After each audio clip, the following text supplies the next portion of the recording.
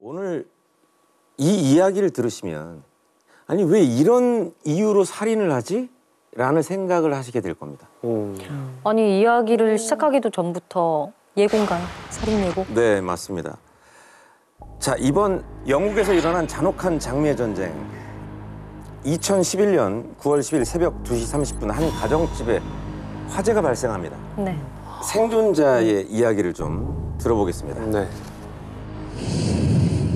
Just seen burning. It was just like a waxwork dummy melting. 많이 탔네. And the whole of the hall and staircase was aflame. And I was 1층까지 screaming 다 for the 번진 kids and I 거예요? was shouting, get up, get up, get up. 어머. 엄청 큰 화재네요. 세 사람이 사망했고요. 두 사람은 큰 부상을 입은 화재였습니다. 전기 합선으로 일어난 화재일 거라고 생각을 했지만 집안에 뿌려진 휘발유가 발견이 되면서 화재 사고가 방화 살인 사건으로 전환을 하게 되죠. 그럼 누가 작정하고 휘발유를 뿌리고 불을 붙였다는 건데 여기 5명이 있다는 거예요. 그럼 알고 불을 붙인 거예요? 네, 맞습니다. 이제 사건과 관련된 인물들에 대해서 말씀을 드리겠습니다. 네. 우선 방화 사건의 생존자죠. 아만다 크록과 보단이고요. 아까 인터뷰하신 분. 이 세 사람은 아, 얘기까지. 사망한 엘리사 크룩 그리고 그녀의 15개월 된 아들 노아와 멜리사의 아버지 마크 크룩입니다. 생존자는 사망한 멜리사의 엄마와 오빠였고요. 가족이었구나.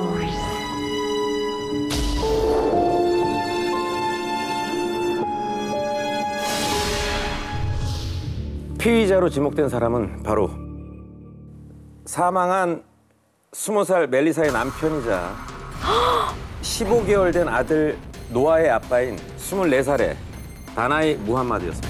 아빠가 또 아들을 네. 진짜 남보다 못하다 정말. 진짜 정신 나갔다고 해도 뭔가 이런 짓을 대체 왜 한 거예요? 진짜. 다나이가 이런 극악무도한 살인을 저지른 이유, 남편의 이것 때문이었는데요. 이것이 아내와 아내의 가족을 살해한 이유로 밝혀지면서 영국 국민들의 분노를 유발했고 사회적으로도 큰 파장을 일으켰습니다. 뭔데요? 남편이 이거? 바람 이런 거 아닌가 보네. Passed away for 뭐지? 남편 다나이가 아내 멜리사와 그녀의 가족들을 몰살한 이유는 부부의 이야기 속에 담겨 있습니다. 다나이는 이라크 출신으로 18살에 영국으로 이민을 와서 여러 공장들을 떠돌아다니면서 약간은 의문스러운 구석이 있는 내성적인 성격의 남성이었습니다. 반면 멜리사는 가족들의 사랑을 듬뿍 받으며 자랐고 활동적이며 자신보다 타인을 먼저 생각하는 배려심 깊은 여성이었죠. 정반대의 성향인 둘이 만났네요. 네. 멜리사가 16살, 다나이가 20살이었던 2006년 두 사람은 다나이가 일하는 빵집에서 우연히 만났습니다. 누가 먼저랄 것도 없이 사랑을 느낀 두 사람은 금세 연인으로 발전을 하게 됩니다. 두 사람은 정말 서로를 아끼고 사랑했어요. 다나이는 멜리사에게 뭐든 다 해주려고 했고요. 다나이가 첫사랑이었던 멜리사는 자신을 소중하는 그에게 계속 빠져들게 되죠. 뭔가 주변에서도 되게 뭔가 행복해 보이고 예쁜 커플. 좀 워너비 커플처럼 보였을 것 같아요. 맞아요. 멜리사의 엄마는 다나이를 처음 만난 날 딸에게 대하는 다나이의 모습을 보고요. 진짜 좋은 사람이라고 생각했다고 해요. 오히려. 두 사람은 동거를 시작했고 동거 2년 후 로맨틱한 결혼식을 올립니다. 너무나도 다정하고 그녀를 사랑했던 다나이가 왜 갑자기 변한 거예요? 다나이가 변한 건 멜리사의 임신 때문이었습니다. 임신해서 변하는 건 보통 멜리사 그쵸. 쪽일 텐데. 네. 왜 다나이가 변하요? 그러니까 임신을 알게 된 멜리사는 엄마가 된다는 마음에 너무 행복했어요. 근데 다나이는 그 반대였어요. 남편 다나이는 아이를 원치 않았기 때문에 아내 멜리사의 임신에 매우 당혹스러워했고 화를 내기도 했어요. 아이를. 애는 뭐 혼자 갔나요? 그니까. 같이 가죠. 그러니까 다나이는 엘리사와 둘이 함께 하는 것을 좋아했지 이 사이에 무언가가 끼어 들어오는 그것을 이해하지 못했다고 해요. 그리고 멜리사의 임신과 동시에 두 사람의 사이가 금이 가기 시작합니다. 애초에 그냥 임신을 피하든가 그러니까요. 그래야 피임을 되는데 잘하든가. 너무 무책임하네요 벌써부터. 다나이에게 임신한 아내는 뒷전이었어요. 밤마다 친구를 만나 유흥주점에 가는 날이 잦아졌죠. 하지만 멜리사는 다나이를 사랑하는 마음이 여전했기 때문에 그의 행동을 이해하려고 노력합니다. 가슴 아프다. 하지만 어느 날 멜리사의 언니는 멜리사로부터 한 통의 전화를 받는데요. 어떤 통화였는지 언니의 얘기를 좀 들어보시죠. 멜리사의 언니가 있었구나. 언니. She was in tears, and I was like, "What's happened?" She went, "I wouldn't give him sex, so he hit me." She went, "I'm fine. I'm just really scared." 괜찮은 건 아니잖아 그게. 임신했는데요? 임신한 내 아내를 때렸다고요? 성관계 안 해준다고? 아까 제가 말씀드렸던 이것 때문에 아내 멜리사에게 폭력을 가한 남편 다나이, 이것은 바로 성관계였습니다.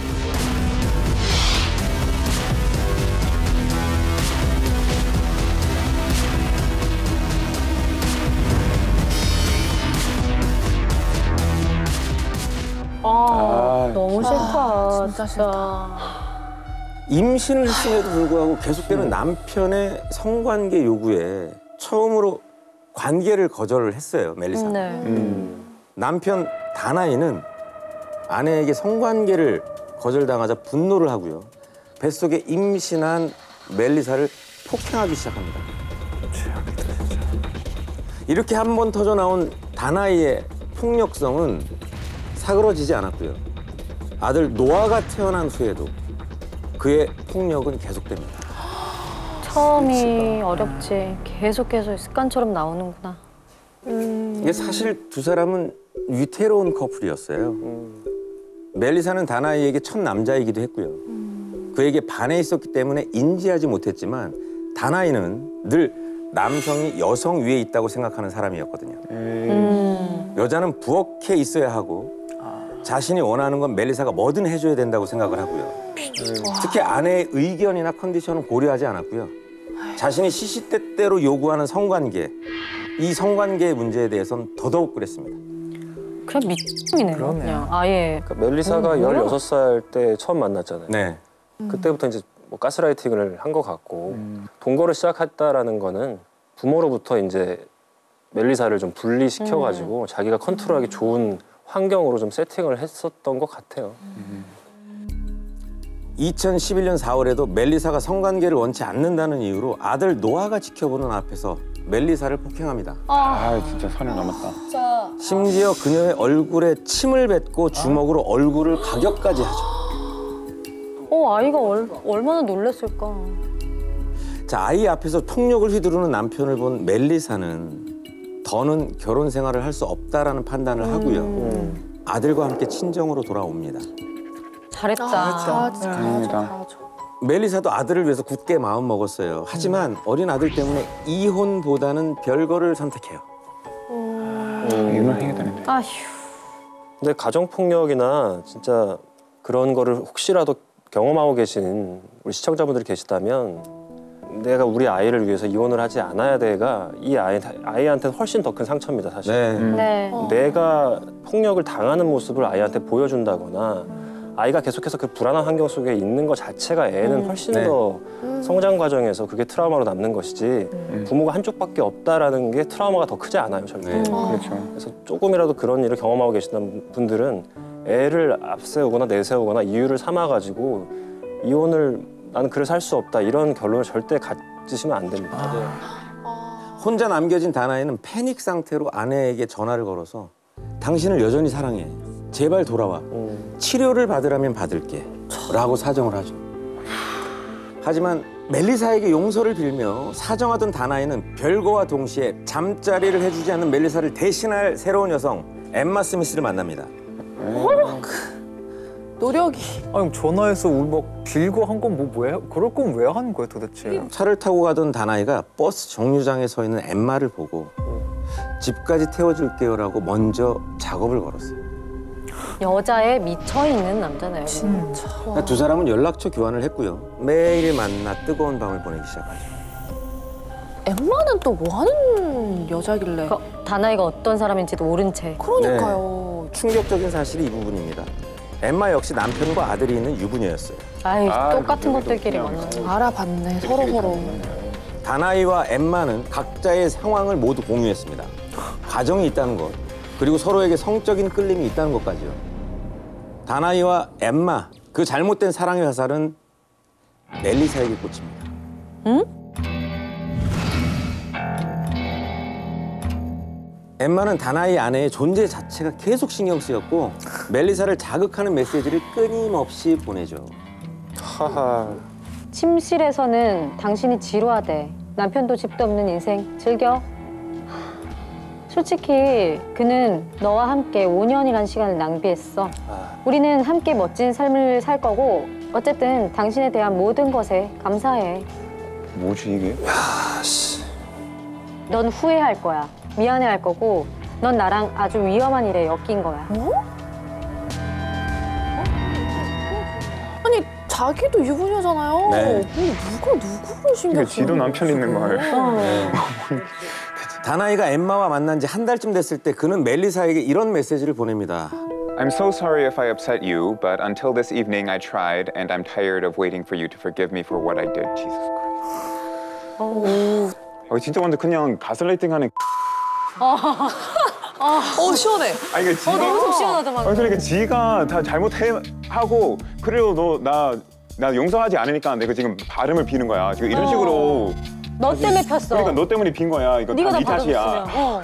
이게 뭔 생각도 안 하는. 이게 정말 갈등난 짐승들이에요, 진짜. 지들끼리. 서로 네. 욕구나 풀고 있지. 그러니까. 그러니까 사실은 그만해야죠. 우리 방송 여기서 접어야 돼요. 우리가 처음에 결론부터 얘기를 했지만 그 결론으로 다가가는 스토리가 너무 힘들어. 근데 이런 남자들 되게 많아요.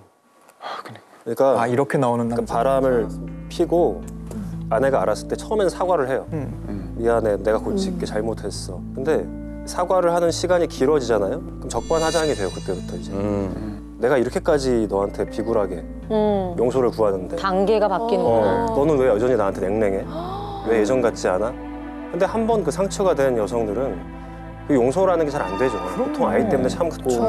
그래서 외도하는 사실을 아셨을 때는 사실은 경제적인 어떤 준비를 빨리 해두시고 이혼을 빨리 하시는 게 맞습니다. 맞아요.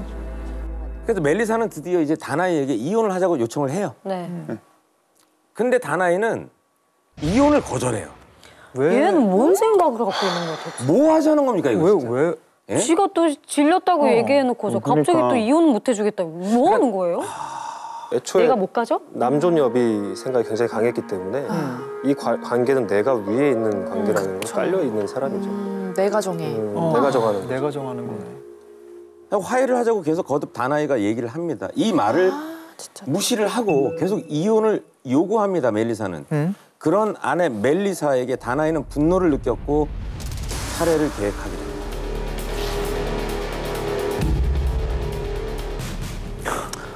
내연녀 엠마와 다나이의 절친 파하드도 살해 계획에 투입이 돼요.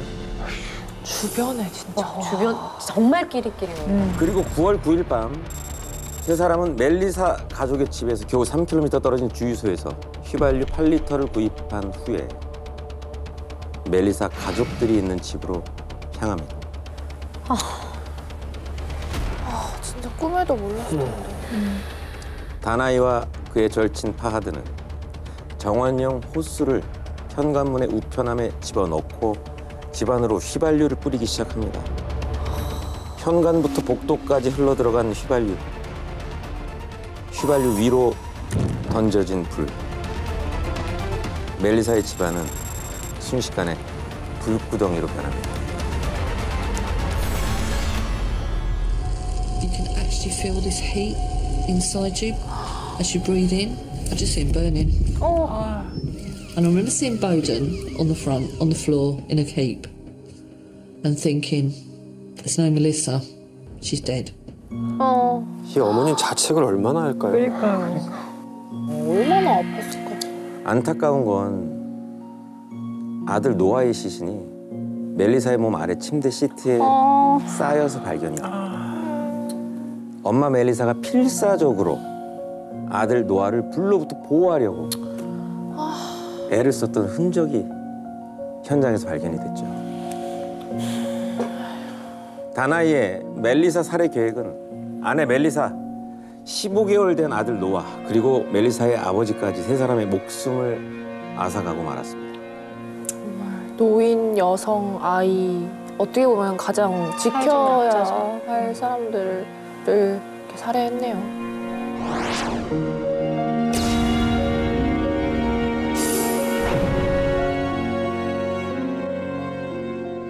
사고 직후 집 주변 CCTV에서 다나이의 차량이 발견됐고 그는 바로 체포됩니다. 수사 과정에서 다나이, 내연녀 엠마, 친구 파하드 세 사람이 살인을 공모했다는 사실이 드러났고요. 세 사람 모두 재판을 받습니다.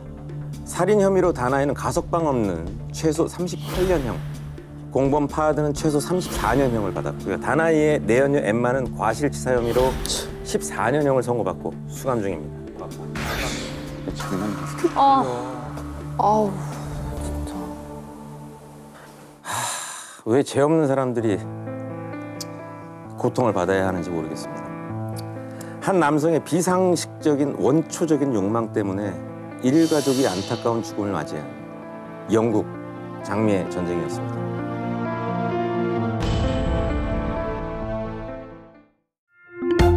모두의 즐거움 MBC EVERYONE.